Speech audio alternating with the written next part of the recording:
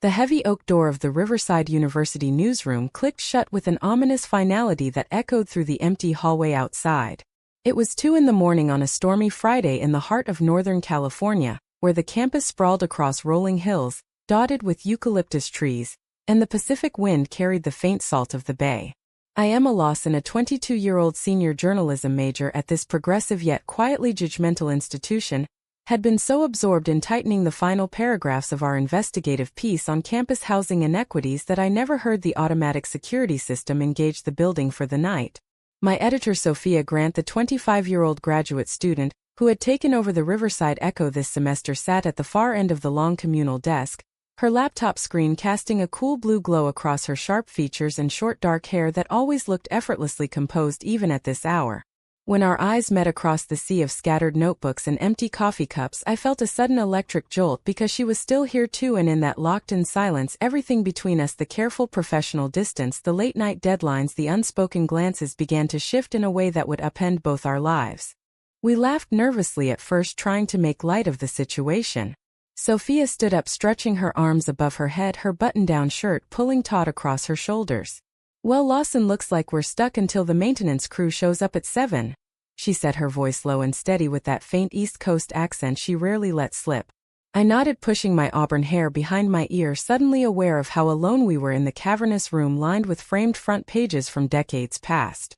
The rain hammered the tall windows, turning the glass into a blurry mirror of the interior.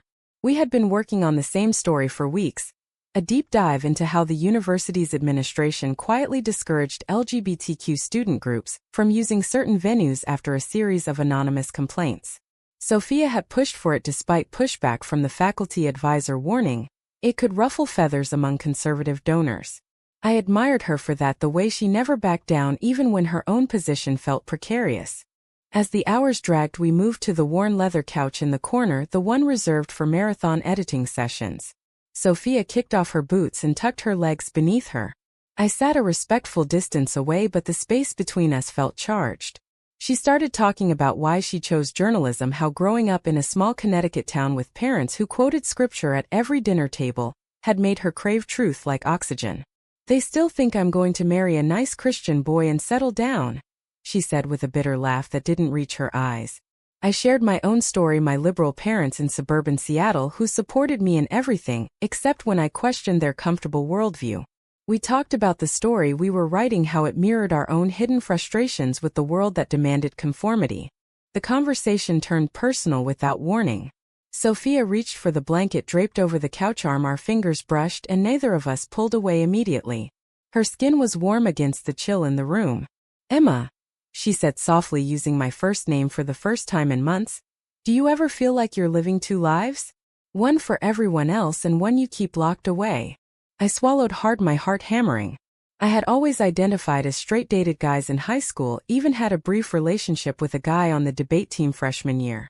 But sitting there with Sophia, the rain a steady rhythm outside, I felt something crack open inside me, a recognition that the pull I had felt toward her since the first staff meeting wasn't just admiration. It was longing. "Yeah," I whispered, "lately more than ever." We didn't kiss that night. We didn't need to. The shift happened in the quiet admissions, the shared vulnerability, the way her hand lingered near mine on the cushion. When the first gray light of dawn filtered through the windows, we stood up stiff from the couch and gathered our things in silence. The maintenance worker arrived at 7:15, unlocking the door with a cheerful, "Rough night, ladies?" Sophia gave me a small smile as we stepped into the hallway, a smile that carried both promise and warning. I walked back to my dorm room, the campus awakening around me, students hurrying to early classes, and I knew nothing would ever be the same. The price of that night was already beginning to reveal itself in the way my thoughts kept circling back to her, in the way I replayed every word, every glance, wondering if I had imagined the spark, or if it was real enough to burn everything down. By the time I reached my room, my roommate was still asleep, and I collapsed onto my bed, staring at the ceiling. The internal conflict hit immediately. What was I doing? Sophia was my editor, my superior in every professional sense. If anyone found out, it could derail both our careers. And yet the memory of her voice, her honesty, pulled at me like gravity. I texted her a simple "safe back." And her reply came instantly. "Yeah, you." That single word felt like an invitation and a trap all at once. I spent the rest of the weekend buried in classwork trying to push the night away, but every time I closed my eyes I saw her face in the blue glow of the laptop screen. The social prejudice I had written about in our story suddenly felt personal because I was beginning to understand what it meant to hide. Monday morning brought the awkward dance of normalcy. I walked into the newsroom for our weekly staff meeting and Sophia was already there at the head of the table, her posture impeccable as she outlined assignments. Our eyes met for a fraction of a second and she looked away first, but not before I saw the flicker of uncertainty. The rest of the team chattered around us, oblivious to the undercurrent that now ran between us. After the meeting she caught me by the door. "Coffee after class?" she asked casually as if it were any other workday. I nodded, my pulse quickening. We met at the campus cafe tucked behind the library, a place where journalism students gathered but never stayed long enough to notice much. Sophia ordered black coffee, I got a latte, and we sat at a corner table where the afternoon sun slanted through the windows. "About Friday night," she began, her voice barely above a whisper. I braced myself for regret, but instead she said, "I haven't stopped thinking about it." Relief flooded me, followed immediately by fear. We talked for 2 hours about everything and nothing: the classes we were taking, the stories we wanted to chase, the futures we imagined. She told me more about her family, her father a retired pastor, her mother a homemaker who still sent care packages with Bible verses tucked inside. "They would never understand," she said, her fingers tracing the rim of her cup. "Coming out isn't an option, not if I want to keep any relationship with them." I shared my own hesitations, my fear that labeling myself would change how friends saw me, how opportunities might close. We left the cafe, walking side by side along the path that wound through the eucalyptus grove. When no one was looking, her hand brushed mine, and this time I let my fingers intertwine with hers for a few stolen seconds. It felt electric, terrifying, exhilarating. That night we met again in her off-campus apartment, a small one-bedroom filled with books and framed photos of protests she had covered as an undergrad. We sat on her couch talking until midnight, and when she leaned in I met her halfway. The kiss was soft, tentative, full of the questions we hadn't yet voiced. No rush, no demands, just the quiet acknowledgement that we had crossed a line we could never uncross. The weeks that followed were a blur of secret meetings, stolen moments in empty classrooms, late-night drives along the coast where we could hold hands without fear. Sophia was careful, always the one to check corners, to suggest separate arrivals. I understood why. Her position as editor made her visible. Any rumor could cost her the recommendation letters she needed for grad school applications. I pushed the boundaries, sometimes suggesting we tell a trusted friend, but she always shook her head. "Not yet, Emma. The world isn't ready, and neither am I."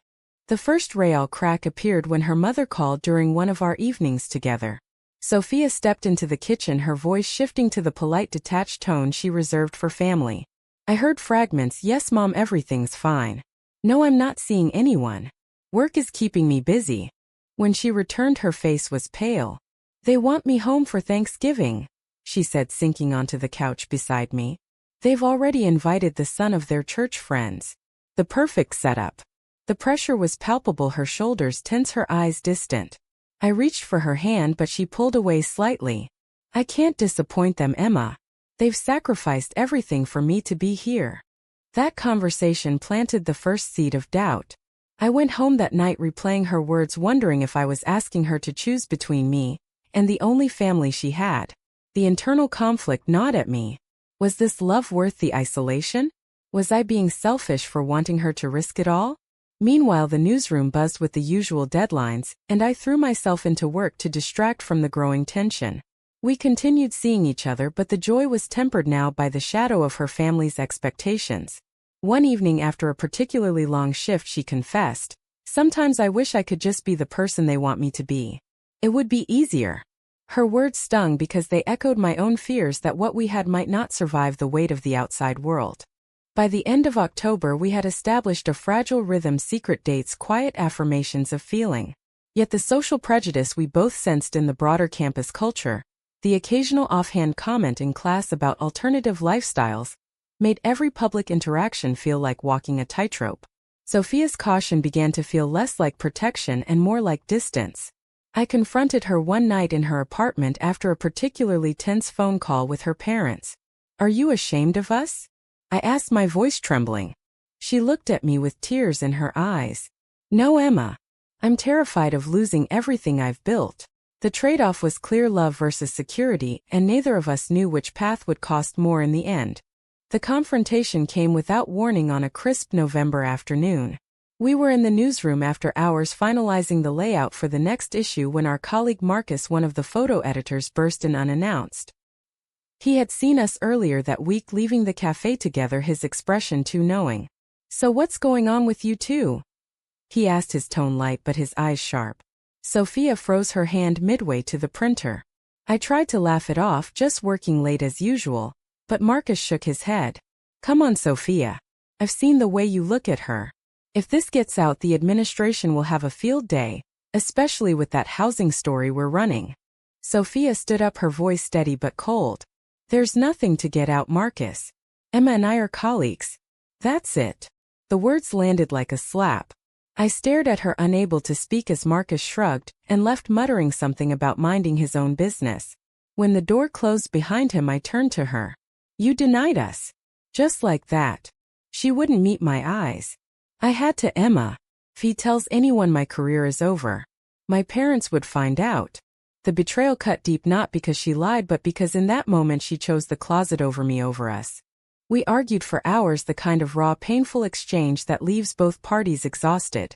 I accused her of cowardice, she accused me of naivete. "You think the world is fair, Emma? That love conquers everything? My family would cut me off. I'd lose my tuition support, my place in the program." I cried then, the tears hot and angry. "So what are we doing here? Playing house until it's inconvenient." She reached for me but I stepped back. The damage was done, the trust fractured.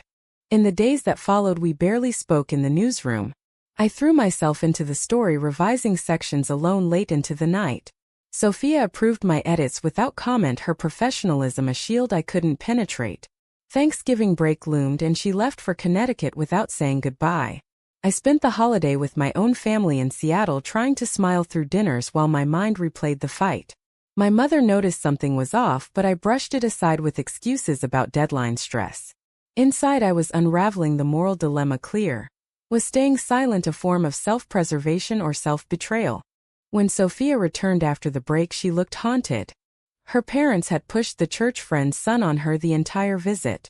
"I told them I wasn't interested," she said when we finally met in her apartment. "But they didn't hear me. They never do." We tried to reconnect that night, holding each other on the couch, but the earlier denial lingered like a shadow. The relationship felt strained, every touch a reminder of what we were risking and what we were losing. Marcus kept his distance, but the rumor mill on campus had started whispers about the editor and the senior reporter spending too much time together. The pressure mounted when the university's diversity office scheduled a forum on LGBTQ inclusion, the same week our story was set to publish. Sophia wanted to pull back, tone down the language. I fought to keep it sharp. In a heated staff meeting, she sided with the more cautious members, effectively diluting our message. I walked out furious, feeling betrayed again. That night I confronted her once more. "You're erasing us all over again." She didn't deny it, only said, "Sometimes you have to choose the battles you can win, Emma." The internal awakening began for me then. I realized that love wasn't just about the moments of connection, it was about the willingness to stand in the fire together. Sophia was still fighting her own war against the expectations that had shaped her. The trade-off she was making, family approval versus authenticity, was one I couldn't force her to abandon, but watching her make it hurt in ways I hadn't anticipated. We continued seeing each other in fragments, stolen hours where the old spark flickered, but the trust was rebuilding slowly, brick by painful brick. December brought the breaking point. The story published to mixed reviews, some praising its courage, others accusing it of stirring unnecessary division. Sophia received a formal warning from the faculty advisor about professional boundaries, after Marcus apparently shared his suspicions. She came to my dorm room one evening, her face pale. "They're watching me, Emma. If this continues, I could lose my position." I pulled her into a hug, but she stiffened. "I can't do this anymore," she whispered. The words hung between us, heavy with finality. The confrontation that followed was brutal. I accused her of running away. She accused me of pushing too hard. "You want me to come out to the entire campus? To my family? Do you know what that would cost?" she shouted, her voice breaking. I shouted back, "And what about the cost of hiding? Of denying who you are every single day?" Tears streamed down both our faces. She left that night without another word, and for 2 weeks we didn't speak. I threw myself into finals, the emptiness gnawing at me. My own family called to check in, and for the first time I almost told them, but the words stuck in my throat. The social prejudice I had once written about now felt like a cage closing around both of us. Sophia's family visited unexpectedly for a campus event. I saw them from afar, her mother elegant and smiling, her father stern in a way that made my stomach twist. Sophia introduced me as just a staff writer, her hand not even brushing mine. The dismissal stung deeper than any argument. That evening she texted me, "I can't keep doing this to you or to myself." The message felt like the end. The trauma settled in quiet ways, sleepless nights replaying every moment, questioning every choice. I wondered if I had been the catalyst for her pain, or if the pain had always been there waiting to surface.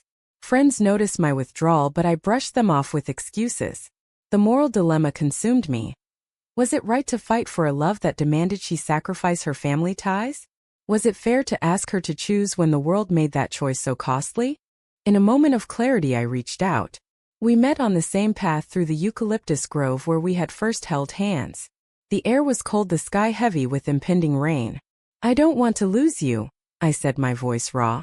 Sophia looked at me, her eyes filled with the same exhaustion I felt. "But I don't know how to keep you without losing everything else." We stood there in silence, the wind rustling the leaves around us. The awakening came slowly for both of us, the realization that love required not just feeling but action, not just desire but courage. Yet courage looked different for each of us. For me it meant standing visible. For her it meant surviving the fallout. We didn't resolve anything that day, only agreed to give each other space. The holidays passed in a blur of family obligations and silent messages. When we returned for the spring semester, the newsroom felt different, the space between us charged with unresolved tension. The price we had both paid was already evident in the guarded glances, the careful avoidance of topics that once brought us close. Yet beneath the hurt, the connection lingered, a fragile thread waiting to be tested again. Spring arrived with the kind of California sunshine that mocked the storm inside me. The newsroom hummed with activity as we prepared the final issue of the year. Sophia and I had settled into a tentative truce, working together professionally while avoiding anything personal. But the pull remained undeniable. One evening after everyone else had left, she found me at my desk staring at a blank screen. "Emma," she said softly, "can we talk?" We walked to the roof of the journalism building, a hidden spot we had discovered months earlier overlooking the campus lights. The city stretched below us, a tapestry of possibility and limitation. Sophia spoke first, her voice steady but vulnerable. "I've been thinking about what you said about hiding. About the cost." She paused, taking a deep breath. "My parents called again. They want me to come home after graduation. Start the life they planned." I weighted, my heart in my throat. "I told them no," she continued. "Not about everything, but enough to make them ask questions. It's a start." The relief was immediate, followed by caution. We talked for hours about the future, the choices ahead, the battles we would face together and apart. She admitted the denial to Marcus had been a mistake born of fear, not shame. I admitted my impatience had come from my own insecurities. The confrontation that night was different from the others, raw but healing. We held each other under the stars, the rain from earlier in the day leaving the air fresh and clean. The trade-off we both accepted was clear. Love meant risk, but it also meant growth. As graduation approached, we made quiet plans. Sophia would apply for jobs in more progressive cities. I would pursue my master's while staying close. We told one trusted friend, Marcus, who surprisingly offered support instead of judgment. The societal prejudice didn't vanish, but we learned to navigate it with honesty and boundaries. The internal conflicts that had defined our journey, the family pressures, the moral dilemmas, the betrayals and awakenings, had forged something stronger in both of us. On the last night before finals, we returned to the newsroom where it all began. The door clicked shut behind us, but this time we weren't trapped. We were choosing. Sophia turned to me, her hand finding mine without hesitation. "Whatever comes next, we face it together," she said. I nodded, the words catching in my throat. The story that had started with a lock and a shift had become one of resilience and hard-won truth.